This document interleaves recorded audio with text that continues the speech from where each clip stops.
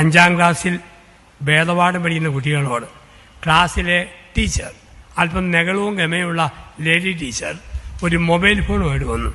Teacher ഈ phone കാണിച്ചിട്ട് പറഞ്ഞു, ബൈബിളിൽ നിന്നും ഞാൻ ചോദ്യം ചോദിക്കും, തെറ്റാത്ത കൃത്യം ഉത്തരം പറയുന്ന ആൾക്ക് ഈ ഫോൺ സമ്മാനം. തിരിച്ച് സമ്മാനം കിട്ടുന്ന ആൾ എന്നോട് ചോദിക്കണം. ഞാൻ മറുപടി പറഞ്ഞാൽ ഫോൺ എനിക്ക്, പറഞ്ഞില്ലേ ഫോൺ നിനക്ക്. പിള്ളേരിങ്ങനെ മുന്നിലിരുന്നു. ടീച്ചർ ചോദിച്ചു, യൂദാസിന് പകരം കുറി വീണ ശിഷ്യൻ്റെ പേര് നിങ്ങൾ 30 പേരിൽ ആർക്ക് പറയാം? ഒരു കുട്ടി ചാടി എന്നിട്ട് പറഞ്ഞു, മത്തിയാസ്.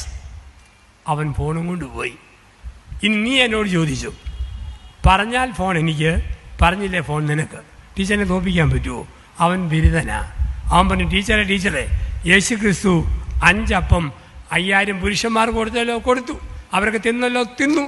ആ തിന്നോമാരുടെയൊക്കെ പേര് ഒന്ന് പറയാമോ?